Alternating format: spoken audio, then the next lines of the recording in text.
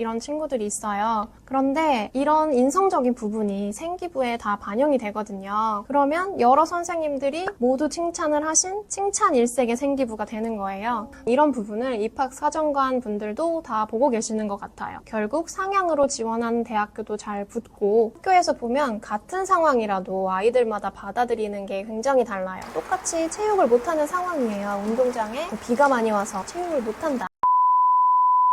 이렇게 말하는 아이가 있는가 하면 나는 운동장 꼭 가고 싶었는데 투덜 이렇게 불만을 얘기하는 아이가 있어요. 자, 이런 거는 부모님과 얼마나 예쁜 아이들 뒤에는 훌륭하신 부모님이 계십니다. 네, 이거는 재산이나 학력이나 이런 거를 떠나서 당연히 인품에 대한 부분이고요. 네, 가장 기억에 남는 아이는 알림장에 부모님께서 항상 멘트를 적어주시는 경우가 있었어요. 작가님 안녕하세요. 네, 안녕하세요. 초등학교에서 아이들을 가르치고 있는 교사 유초록이라고 합니다. 자녀들에게 내 감정을 솔직하게 표현해야 된다는 생각을 잘 못 하시거든요. 네. 저도 그랬어요. 그런데 이 부모가 아이에게 솔직하게 이야기하는 것이 왜 중요하고 어떤 또 효과가 있고 실천 방법에 대해서 좀 이야기를 네. 듣고 싶거든요. 부모님들께서 보통 부정적인 감정을 아이에게 보여주기 싫어서, 아니면 어떻게 감정을 표현해야 될지 모르겠어서 감정을 잘 표현하지 않으시는 경우가 계세요. 네. 아니면 적절한 방법이 아니라 분노, 화, 샤우팅이라고 네. 하죠. 그런 적절하지 못한 방법으로 화를 참다가 표출하는 경우가 네. 흔히 발생하기 때문에 부모님들이 적절한 감정 표현의 기술을 아셔야 됩니다.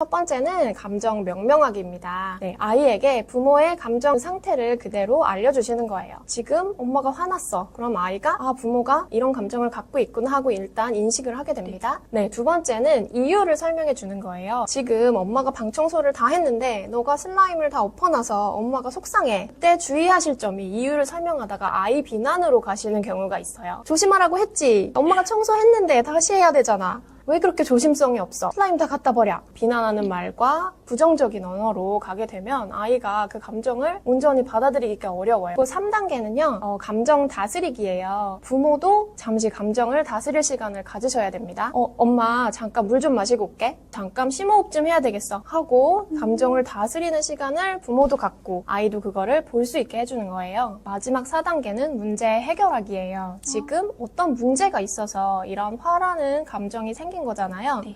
그럼 아이와 함께 그 문제를 해결해야 되는 거예요. 그래서 아이가 스스로 이 문제를 해결할 수 있는 방법을 찾도록 이 기회에 부모님이 도와주시는 거죠. 어떻게 하면 좋을까? 다음엔 이렇게 안 하려면 어떻게 해야 될까? 이렇게 부모와 아이가 대화를 나누면서 해결 방안을 찾아가는 게 4단계예요. 이런 것들이 정립이 되어 있지 않으면 무턱대고 이제 화로 네. 표출되는 경우가 많은데, 이 4단계를 통해서 기억을 해두면은 네. 상황이 일어났을 때 적용을 할 수 있을 것 네. 같다는 생각이 드는데요. 그래서 부모님들께서 내가 지금 욱하는 감정이 올라온다 하시면은 오히려 좋게 생각해 보세요. 교육의 기회다. 감정 표현을 가르치고 우리가 서로 성장할 수 있는 기회다. 이렇게 마음을 바꿔보시고 한번 감정 표현을 적절하게 하는 걸 실천해 보셨으면 좋겠습니다.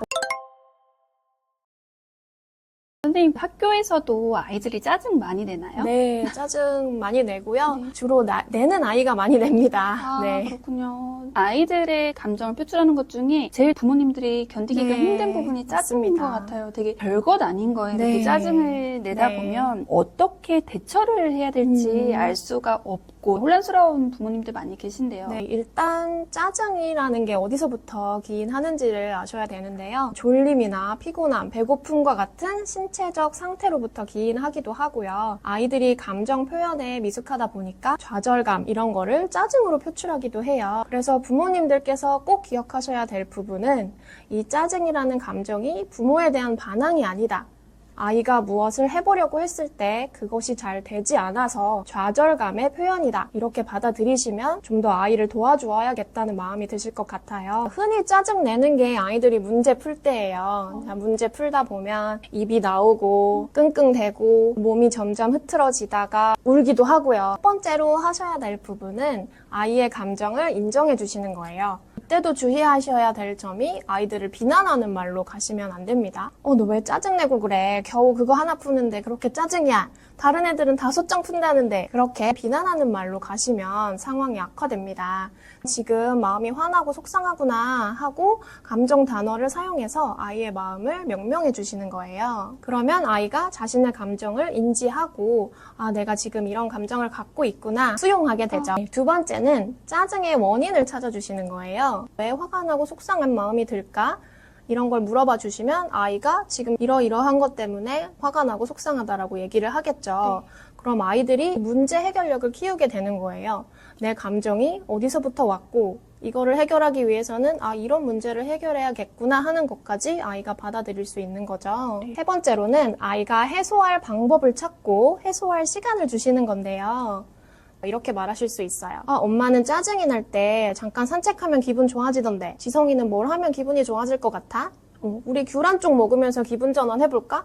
이렇게 건강한 방법을 찾도록 부모님이 도와주셔야 되는 거예요. 그래서 아이가 선택한 건강한 방법으로 짜증을 해소할 시간을 주시는 게 필요해요. 부모님께서 기다려주시고 믿어주셔야 됩니다. 자, 그 다음에 이제 4단계가 가능한데요. 아이에게 시간을 주셨기 때문에 아이의 짜증이 좀 가라앉았을 거예요. 아까 아이가 이 문제를 3번 풀었는데 잘 풀리지가 않아서 어렵다. 그래서 짜증이 나고 속상하다. 문제 원인을 찾았죠. 그러면 그 해결 방법을 같이 논의하는 거예요. 아이의 의견도 들어보고 부모님도 의견을 얘기하면서 3번까지 풀어봤을 때 안 풀리는 경우에는 별표를 치고 넘어갔다가 일주일 뒤에 다시 풀어볼까? 이렇게 해결 방법을 찾아 나가는 거죠. 그리고 이 단계에서 아까 아이가 짜증을 표출하는 방법이 적절치 못했다면 그것에 대한 피드백을 줄 수 있는 단계예요. 아이가 막 울고 있고 문제집에 낙서하고 구기고 있는 상태에서 울지마, 구기지마 한다고 아이 귀에 안 들어가거든요. 아이 감정이 차분해졌을 때 이 피드백을 주시는 게 바람직합니다. 틀려서 짜증날 수 있는데 너가 울면서 문제집에 낙서를 하고 구기고 이런 행동을 하면 엄마는 화가 나게 되고 너의 행동을 나무라게 돼. 그러니까 짜증이 났을 때는 왜 그런지에 초점을 맞춰서 말로 표현해주면 되는 거야. 엄마는 너를 혼내는 사람이 아니라 도와주는 사람이야. 이렇게 건강한 표현을 하도록 도와줄 수가 있을 거예요. 일상을 묻고 싶은데 아이가 말을 하지 않는다라는 그런 부모님들도 많이 계시거든요. 네, 누적돼 온 경험을 바탕으로 아이가 대화를 거부하는 상태인 것 같아요. 애초부터 부모와 대화를 하고 싶지는 않은 아이는 없거든요. 네. 아이가 마음의 문을 닫은 상태인 거죠. 유치원이 가고 초등이 갈수록 쌍방향의 대화가 아니라 일방향의 대화의 비중이 커진다는 거예요. 어젯밤이나 오늘 아침에 아이에게 어떤 말을 하고 어떤 대화를 했는지 한번 떠올려 보세요. 네, 아마도 숙제해, 일어나, 밥 먹어 와 같은 지시의 언어, 수학 문제 풀었니? 영어 숙제 했니? 확인의 언어 이런 말을 많이 하셨을 것 같아요. 우리가 옳지만 듣기 싫은 소리, 잔소리라고 하죠. 부모가 당연히 아이를 세심하게 케어해야 되는 것은 맞지만 대화에서 차지하는 비중이 일방적인 잔소리가 너무 크다는 게 문제예요. 돌아보니까 그러네요. 네. 그래서 아이와 쌍방향의 대화를 하기 위해 이런 대화를 하시면 좋아요. 일상에 대한 대화, 그리고 관심사에 대한 대화. 이런 것은 아이가 대화를 하고 싶어하는 소재이기 때문에 기꺼이 마음을 열고 부모와 대화를 할 준비가 되어 있거든요. 일상적인 대화를 시도하다가 결말은 지적, 이걸로 마무리를 짓는 경우가 생기기 때문에 아이가 대화를 시작하고 싶지 않은 거예요. 그래서 긍정적인 마무리로 대화가 끝나는 경험을 할 수 있어야 먼저 말을 걸기도 하고 네, 마음의 문을 열게 되겠죠. 그러니까 적어도 한 번은 그 네. 경험을 하게 해주는 게 네. 중요하겠네요. 네. 그러면 선생님 말씀하셨던 대로 아이와 관심사를 나누기 위해서 특별한 방법이나 루틴 같은 것들이 있을까요? 네, 아이들도 요즘 학원 다니고 공부하느라 많이 바쁘죠. 그래서 시간이 없다고 많이 말씀을 하시는데요. 저희가 아무리 바빠도 양치하고 자듯이 아이와의 마음 나눔 시간을 꼭 가지셔야 된다는 게 저의 생각이에요. 저녁 식사 중 아니면 잠자기 전 잠자리에서 만이라도 딱 3가지 질문으로 시작을 하시면 하시면 좋을 것 같아요. 세 가지가 뭔가요? 첫 번째 질문은 오늘 즐거웠던 일이 뭐니예요. 이렇게 즐거웠던 일이 뭐냐를 물어보면 아이가 분명히 즐거웠던 일이 있고 관심사가 있고 하기 때문에 말문을 열기가 쉬워요. 그리고 아이의 일상이나 관심사에 대해서 대화를 나누면요. 부모님도 얻는 게 굉장히 많으세요. 아이가 어떤 거에 관심을 가지고 있는지 관심사와 흥미를 파악할 수 있기 때문에 아이 공부를 도와주시거나 진로를 설정해 주시는데도 굉장히 참고가 됩니다. 그리고 두 번째는 힘든 일이 뭐 있었어? 인데요. 아이가 자신의 고민을 허심탄회하게 터놓으려면 이런 대화를 사전에 했었어야 되거든요. 그래서 평소에 작은 고민이나 어려움이라도 대화를 하시면서 공감해 주시고 같이 해결책을 찾아주셨던 경험이 있으시다면 아이가 어려움을 겪을 때 좀 더 편하게 부모와 논의하고 상의하고 싶어 할 거예요. 이런 갈등이나 고민을 아이가 언젠가 한 번은 먼저 해봤을 거예요. 네. 그런데 돌아오는 엄마의 반응이나 피드백이 전혀 와닿지 않고 네. 물어봐봤자 소용이 없겠구나라고 네. 생각이 들 때 네. 아이가 더 이상 대화를 하지 않을 네. 것 같다는 생각이 들거든요. 그래서 이 질문이 굉장히 중요하다는 네. 생각이 드네요.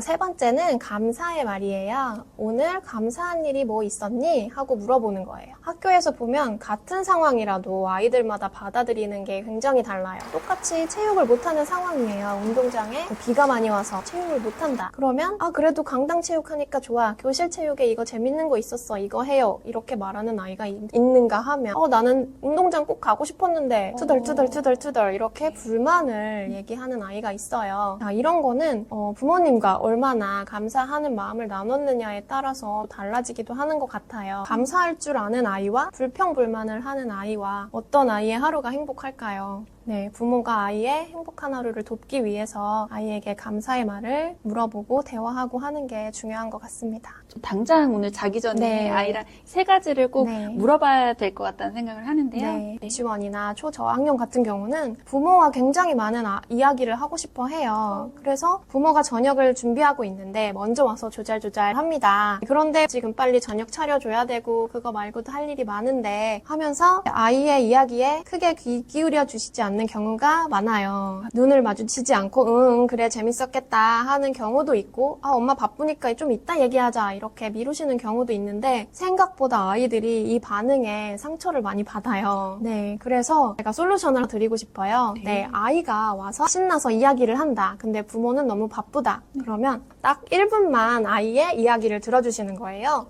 아이와 눈을 마주쳐 주시고 귀 기울여 주시면서 1분만 온전히 아이의 이야기를 들어주시는 거예요. 1분이 지나면 이렇게 하시면 됩니다. 엄마가 밥 해야 되는데 우리 지성이 얘기 듣느라 깜빡했네. 엄마 이제 저녁하러 가야겠다. 너무 아쉽지만 우리 남은 이야기는 저녁 먹으면서 다시 하자. 꼭 들려줘. 하는 거예요. 그러면 아이가 이렇게 느껴요. 우리 엄마가 내 얘기를 듣느라 저녁하는 것도 잊어버렸네. 엄마가 내 이야기를 또 듣고 싶어 하네. 이런 마음을 갖고 신나서 알았어 하면서 갑니다. 반응만 이렇게 해주셔도 부모도 할 일을 할 수가 있고요. 아이도 기분 좋게 갈 수가 있는 거예요. 사실 그 1분이 길지 않거든요. 네. 1분 빼는 게 어렵지 않은데 부모님들은 아이가 그 이야기를 하는 게 굉장히 많은 시간을 네. 뺏는다고 생각을 할까요? 네. 아이들이 어리기 때문에 당연히 실수할 수 있고 실패할 수 있는데 그 부모님들은 이미 내가 성인이 됐기 때문에 네. 자꾸 같은 격으로 생각을 하면서 네. 실수했을 때 먼저 비난부터 나오기 마련인데 이런 것들을 현명하게 해결할 수 있는 기술이 있다고 들었습니다. 네. 아이가 작은 성공 경험을 많이 해야 된다고 알고 계시잖아요. 네. 네, 그런데 이 성공 경험이라는 거는 실수와 실패를 많이 경험한 다음에 성공을 하는 겁니다. 실수와 실패를 하고 있지 않다면 오히려 아이가 도전하고 있지 않다는 것을 의미해요. 아이가 저녁 준비할 때 물을 쏟았어요. 네, 부모님은 저녁 준비하느라 바쁘신데 물을 쏟으면 화가 나는 경우가 많죠. 네, 그래서 비난하는 말을 하는 경우가 계세요. 조심 좀 하라니까. 너는 왜 이렇게 덤벙대니? 가만히 있는 게 도와주는 거야. 알고 보면 아이는 부모님을 도와주려고 물을 따르려고 했던 거예요. 비난의 말이 필요 없어요. 물 쏟았어? 괜찮아. 저기 걸레 있으니까 갖다 닦고 다시 따라봐. 어떻게 따르면 안 흘릴까? 비난의 말 없이도 아이와 해결을 할 수 있는 거예요.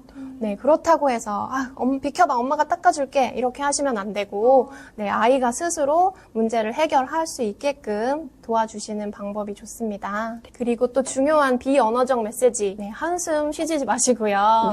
네, 한숨이 나올 것 같으면 차라리 감탄사를 하나 내뱉으세요. 쏟았어, 이거 대신에. 네. 오호, 쏟았구나. 이렇게 감탄사로 승화시켜서 네, 아이에게 한숨이 들키지 않게끔 해주시고요. 그리고 아이도 한번 토닥여 주시고요. 두 번째는 아이가 실수했을 때 장점을 찾아주시는 말을 해주시는 거예요. 문제를 많이 틀리면 스스로 속상해해요. 좌절하고요. 힘들어합니다. 그럴 때 부모님께서 그 속에서도 장점을 찾아주실 수가 있어요. 예를 들면 문제는 많이 틀렸지만 계산 문제는 다 맞았다든지, 아이가 그동안 노력해온 부분을 칭찬해 줄 수 있는 거거든요. 네. 그동안 분수 연습 많이 하더니 이 부분은 확실히 알았나 보네. 그동안 연산 연습 열심히 하더니 계산 실수가 없었네. 이렇게 아이의 잘한 점을 찾아서 칭찬해 주실 수 있는 거예요. 아이가 일기를 썼는데 맞춤법도 다 틀렸고 길이도 짧아요. 그런데 내용을 보니 표현이 참신해요. 이런 생각 어떻게 했어? 그동안 책을 많이 읽어서 참신한 표현이 생각났나 보다. 그러면 아이는 내가 이거 잘하나? 자신의 강점을 발견하게 되고요. 자신의 잠재력도 믿게 되고요. 더 해보고 싶은 의지도 생기게 돼요. 그러면 그 아이가 틀린 부분, 뭐 내용이 짧고 맞춤법을 틀리고 이런 거에 대한 지적은 또 전혀 못하는 걸까요? 그렇진 않은데요. 네. 길게 보셔야 돼요. 지금 당장 완벽한 걸 바라시면 안 돼요. 네. 예를 들어서 다 받아쓰기 다른 친구 다 네. 100점 맞았는데 우리 아이만 2개를 틀려왔다. 네, 그런 경우에 굉장히 마음이 상하시죠. 그런데 그 상황에서 너가 2개밖에 못 맞았네, 못하네, 이런 지적을 한다고 아이가 잘하게 될까요? 오히려 격려해주고 잘한 부분을 칭찬해줘서 더 한번 도전하게끔 만들어주시는 게 길게 봤을 때 아이가 더 받아쓰기를 잘하는 방법이라고 믿으셔도 됩니다. 이 학교나 학원에서는 점수대로 쫙 줄을 세우지만 부모님만이 유일하게 낮은 점수에서도 장점을 찾을 수 있는 네. 그 유일한 존재라는 네. 생각이 들어서 뭉클한 순간이었습니다. 부모의 실패 경험을 들려주시는 거예요. 아이의 눈에는 부모가 굉장히 완벽해 보입니다. 부모는 잘하는 것 같고 우상의 존재이기도 해요. 그런데 부모님도 실수를 한 적이 있네 하는 경험을 듣게 되면 진짜 실수해도 괜찮은 거구나 라는 걸 마음에 좀 더 와닿게 돼요. 이런 것들이 다 가능하려면 이 부모님의 마음 상태라고 해야 되나요? 네. 그게 중요할 것 같아요. 내 마음이 너무 힘들고 지쳐있으면 네. 이런 것들을 들어도 실천하기가 네. 어렵잖아요. 그러면 잘 실천할 수 있기 위해서 우리 부모님들에게 필요한 부분들이 있을까요? 네, 말씀해주신 대로 부모님들께서 마음에 여유가 없으시면 아이의 실수나 잘못에 비난의 말을 하기가 쉬우세요. 그래서 부모가 먼저 마음을 다스리고 긍정적인 마음을 갖고 있는 게 중요한데요. 해야 되는 일이 참 많아요. 일도 해야 되고 집안일도 해야 되고 엄마표도 해야 되고요. 입시 교육 정보 수집하셔야 되고요. 네, 그리고 정보가 공유되고 있다 보니까 다 같이 불안도가 높아져 있는 상태인 것 같아요. 그래서 부모님께서 불안한 마음이 드시면 불안을 수용하세요. 이런 이야기를 들으니까 내 아이가 잘 못할까봐 걱정이 되고 있구나. 그냥 받아들이시는 거예요. 네, 그런데 이런 불안한 마음을 갖고 있으면 내가 아이에게 긍정적인 말을 해줄 수 없구나. 안에 지금 부글부글 끓는 게 있으면 물을 뿌려주셔야 돼요. 내가 마음의 여유가 있게 만들어야지 아이와 마음의 여유가 있는 상태에서 마주하고 대화할 수가 있는 겁니다. 이번에 출간하신 책이 네. 굉장히 거기에 부합하는 책이라고 생각이 들어요. 책 소개 잠깐 해주실 수 있을까요? 저희 유초, 중, 등 교사 8명이 모여서요. 마음공부 인력이라는 책을 제작했어요. 이 책은 저희가 학교에서 아이들에게 실천했던 말과 그동안 교육을 하면서 느껴왔던 것들을 고스란히 담아서 1년 동안 아이에게 해주면 좋을 말, 아이의 학교 생활에 따라서 부모님들이 가져야 할 마음가짐을 담았어요. 그래서 학교에서 일어나는 일들에 맞춰서 부모가 그 행사를 어떻게 생각해야 되고 아이의 행동을 어떻게 받아들여야 되고 그때 어떤 말로 도움을 주면 좋은지 세세하게 담아놨으니까요. 1년 동안 아이와 함께 행복한 육아를 하시는데 큰 도움이 될 거라 생각합니다. 부모님들이 마음을 네. 다스리는 거 중요하다고 말씀하셨는데 저도 읽어보면서 네. 위로도 되고요. 네. 달력처럼 쓰시면서 네, 매일매일 맞습니다. 하루하루 넘기면서 오늘은 이 말 해줘야겠다. 네. 오늘 이런 마음 가져봐야겠다라고 생각할 때 좋다는 생각이 네. 들어서 마음이 정말 따뜻해지는 그런 도서였습니다. 너무 좋은 게요. 여기 따뜻한 명화들이 같이 네. 있잖아요. 어떻게 보면 우리가 지금까지 좀 잘못 쌓아왔다고 생각했던 그런 부분들이 있으면 다시 한번 해볼까? 1월부터 이렇게 하루하루 실천해보시면 너무 좋을 것 같다는 네. 생각이 듭니다. 이 책이 8분의 현직 교사분들이 네. 모이셔서 책을 쓰셨잖아요. 그런 만큼 8분의 현직 교사들이 입 모아서 말하는 네. 결국 잘 되는 아이, 네. 그리고 뭘 해도 예쁜 아이, 네. 그런 아이들은 어떤 아이더라라는 공통점이 네. 있나요? 네, 있습니다. 저희가 한 목소리로 이야기했는데요. 현재의 충실한 따뜻한 배려자라고 표현할 수 있을 것 같아요. 충실하다는 것은요, 고등까지 봤을 때도 이게 입시에 들어가냐, 시험에 들어가냐를 따지지 않고 항상 배움을 소중히 여기고 자기가 해야 할 일, 할 수 있는 일에 최선을 다하는 아이가 잘 되더라고요. 그리고 네, 이 배려심은요, 친구들의 이야기에 경청하고 공감하는 것도 있고요. 친구들을 도와줍니다. 자기 공부하는 것에 그치지 않고요. 친구들이 어려워하면 설명해주고 도와주고 이런 친구들이 있어요. 그런데 이런 인성적인 부분이 생기부에 다 반영이 되거든요. 고등 같은 경우에는 여러 교과목 선생님들이 보시면서 이 아이의 배려심, 협동심, 봉사심, 리더십 이런 것들을 다 생기부에 녹아서 표현해 주세요. 그러면 여러 선생님들이 모두 칭찬을 하신 칭찬 일색의 생기부가 되는 거예요. 이런 부분을 입학사정관 분들도 다 보고 계시는 것 같아요. 배려심이 뛰어난 아이들이 결국 상향으로 지원하는 대학교도 잘 붙고 네, 대학 가서도 잘 적응하는 것 같더라고요. 예쁜 아이들 뒤에는 훌륭하신 부모님이 계십니다. 네, 이거는 재산이나 학력이나 이런 거를 떠나서 당연히 인품에 대한 부분이고요. 네, 가장 기억에 남는 아이는 알림장에 부모님께서 항상 멘트를 적어주시는 경우가 있었어요. 네, 알림장 확인란에 아이에 대한 사랑의 메시지, 격려의 메시지 이런 것들을 꼭 두세 줄씩 적어주셨는데 사실 되게 쉽지 않은 일이잖아요. 네, 아이의 생활에 굉장히 관심을 가지고 계시고 격려해 주시고 사랑의 메시지를 항상 전달을 해주셨던 거예요. 그리고 또 기억에 남는 한 분은 항상 아이를 기다려 주셨던 분이셨어요. 아이가 길을 가다가 뭘 관찰하면 재촉하지 않고 늘 기다려 주셨다고 해요. 아이가 인성이 너무 뛰어나서 궁금해서 여쭤봤거든요. 그랬더니 늘 아이를 기다려 주셨다고. 그런 부모님의 인품이 아이에게도 고스란히 전달되는 것 같습니다. 100% 실천은 못해도 알고 있으면 그래도 조금씩은 해보려고 시도를 네. 하게 된다는 것이 굉장히 중요하다는 생각이 들거든요. 네, 이렇게 아침에 한마디, 저녁에 한마디부터 시작해 보시는 거고요. 네, 그런 차곡차곡 변화가 쌓여서 아이에게 긍정적인 정서를 심어주실 수가 있어요. 네, 육아는 어떤 성공을 해야 되는 과업이라고 생각하지 마시고요. 아이와 함께 성장해 나가는 행복한 과정이라고 생각해 주세요. 아이와 눈 마주치고 대화하고 서로 사랑한다고 하는 이 순간의 행복을 항상 기억하고 소중히 여겨주셨으면 좋겠습니다. 네, 마지막에 좋은 말씀까지 오늘 장시간 동안 귀한 말씀 감사합니다, 작가님. 감사합니다.